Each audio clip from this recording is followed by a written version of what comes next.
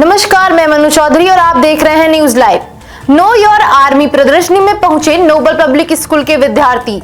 अत्याधुनिक सैन्य तकनीक समेत मिली विविध जानकारियां। नोबल पब्लिक स्कूल गढ़ रोड मेरठ के कक्षा 8 और 9 के छात्र छात्राओं ने कुलवंत सिंह स्टेडियम में आयोजित नो योर आर्मी प्रदर्शनी में उत्साहपूर्वक भाग लिया। इस शैक्षणिक भ्रमण का उद्देश्य विद्यार्थियों को भारतीय सेना के शौर्य, अनुशासन, आधुनिक उपकरणों और राष्ट्र सेवा की भावना से परिचित कराना था। इस दौरान छात्र छात्राओं ने सेना के विभिन्न आयामों, अत्याधुनिक सैन्य तकनीक, आपदा प्रबंधन व राष्ट्रीय सुरक्षा से जुड़ी महत्वपूर्ण जानकारियां प्राप्त की। विद्यालय के डायरेक्टर डॉक्टर पी.के. शर्मा और प्रधानाचार्य डॉक्टर मनोज त्यागी ने बताया कि ऐसे शैक्षिक कार्यक्रम विद्यार्थियों के समग्र व्यक्तित्व विकास में सहायक होते हैं और उन्हें राष्ट्र के प्रति अपनी जिम्मेदारियों को लेकर जागरूक करते हैं। इस अवसर पर विद्यालय से अभिषेक कुमार और पारसमणि त्यागी आदि उपस्थित रहे। सीएम योगी ने मेरठ में की प्रधानमंत्री मोदी के कार्यक्रम की तैयारियों की समीक्षा। नमो भारत और मेट्रो का उद्घाटन कल। प्रधानमंत्री नरेंद्र मोदी कल मेरठ में नमो भारत और मेट्रो सेवा का उद्घाटन करेंगे। इससे पूर्व मुख्यमंत्री योगी आदित्यनाथ आज मेरठ पहुंचे और प्रधानमंत्री के आगमन की तैयारियों की समीक्षा करते हुए अंतिम रूप दिया। इस दौरान मुख्यमंत्री ने मोहिउद्दीनपुर में सभा स्थल, मंच व्यवस्था, यातायात प्रबंधन, सुरक्षा व्यवस्था, पार्किंग और वीआईपी मूवमेंट आदि का जायजा लिया। इसके साथ ही सीएम योगी ने नमो भारत व मेट्रो के शताब्दी नगर और मेरठ साउथ स्टेशन के साथ हेलीपैड का निरीक्षण किया। प्रधानमंत्री के आगमन को देखते हुए बहुस्तरीय सुरक्षा घेरा तैयार किया गया है।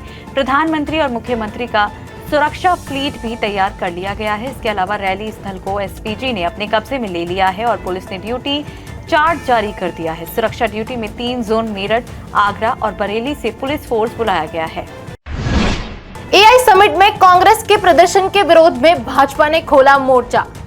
दिल्ली में कांग्रेस मुख्यालय समेत देश भर में प्रदर्शन। नई दिल्ली में चल रही एआई समिट में यूथ कांग्रेस के शर्टलेस प्रदर्शन के विरोध में बीजेपी ने मोर्चा खोल दिया है।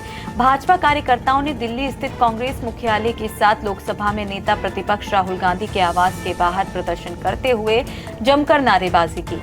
इस प्रदर्शन में बीजेपी सांसद मनोज तिवारी भी शामिल हुए।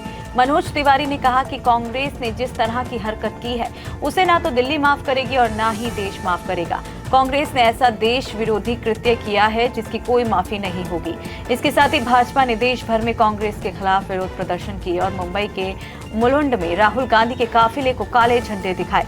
राहुल गांधी 2014 के लोकसभा चुनाव प्रचार के दौरान आरएसएस पर की गई विवादित टिप्पणी के मामले में भिवंडी कोर्ट में पेशी पर जा रहे थे। यूजीसी ने जारी की 12 फर्जी विश्वविद्यालयों की लिस्ट। सबसे ज्यादा दिल्ली में छात्रों को किया अलर्ट। विश्वविद्यालय अनुदान आयोग ने देश में 32 फर्जी विश्वविद्यालयों की पहचान करते हुए लिस्ट जारी की है। ये फर्जी विश्वविद्यालय 12 राज्यों, केंद्र शासित प्रदेशों में संचालित हो रहे हैं। इनमें दिल्ली में सबसे ज्यादा 12 फर्जी विश्वविद्यालय चल रहे हैं। इसके अलावा उत्तर प्रदेश में 4, आंध्र प्रदेश, कर्नाटक, केरल, महाराष्ट्र, पुडुचेरी और पश्चिम बंगाल में 2-2 फर्जी विश्वविद्यालय पाए गए हैं। यूजीसी ने कहा कि ये संस्थान मान्यता प्राप्त नहीं है और न ही केंद्र या राज्य सरकार से कोई वैध अनुमति प्राप्त है। इनकी ओर से दी जा रही डिग्रियां फर्जी हैं जो नौकरी, उच्च शिक्षा या सरकारी परीक्षाओं में मान्य नहीं होगी। यूजीसी ने छात्रों और अभिभावकों को सलाह दी है कि एडमिशन से पहले यूजीसी की आधिकारिक वेबसाइट ugc.gov.in पर लिस्ट चेक करने के बाद ही एडमिशन ले। इसे 2 साल पहले फर्जी विश्वविद्यालयों की संख्या 20 थी और ये केवल 8 राज्यों में संचालित किए जा रहे थे। भारतीय अर्थव्यवस्था के लिए अच्छी खबर।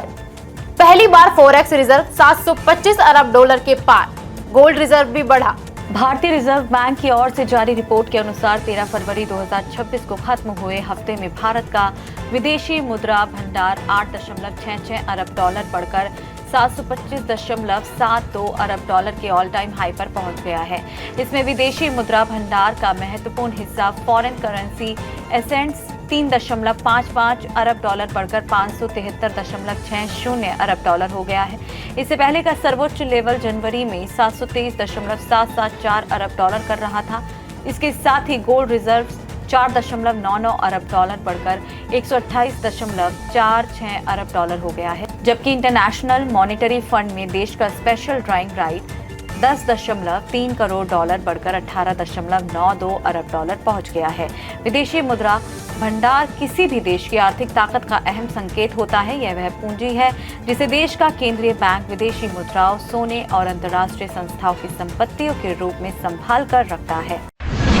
भारत को तेल सप्लाई के मामले में टॉप पर आया सऊदी अरब, रूस को छोड़ा पीछे। रूसी तेल पर अमेरिकी प्रतिबंध के बाद भारत ने खरीद कम कर दी है और सऊदी अरब से तेल का आयात बढ़ गया है।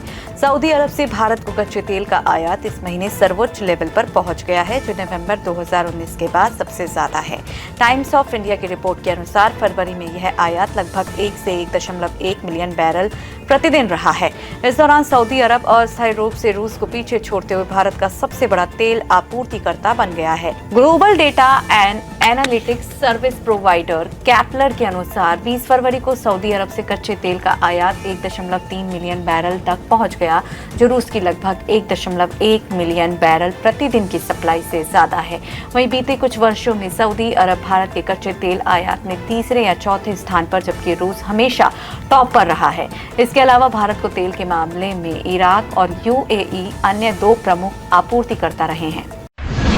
पाकिस्तान की पंजाब सरकार का निर्णय, आतंकी और कट्टरपंथी समूहों को चंदे पर लगाई रोक। पाकिस्तान की पंजाब सरकार ने रमजान के महीने में नागरिकों के लिए चेतावनी जारी करते हुए कहा है कि वह अपनी ज़कात, चैरिटी और डोनेशन सोच समझ कर दें और किसी प्रतिबंधित संगठन को आर्थिक मदद ना पहुंचाएं।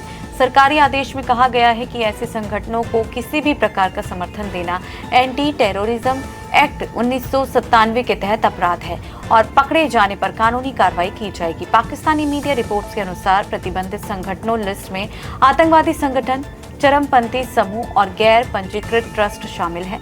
सरकार ने लोगों से अपील की है कि किसी भी संस्था को दान देने से पहले उसकी पूरी जांच पड़ताल करें और संदिग्ध गतिविधियों की जानकारी तुरंत प्रशासन को दें।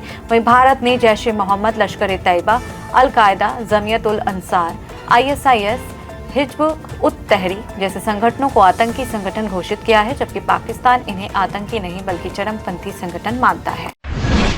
आज के लिए बस इतना ही। कल फिर मिलेंगे देश दुनिया की नई जानकारियों के साथ। तब तक के लिए देखते रहिए और सब्सक्राइब करिए IIMT मीडिया।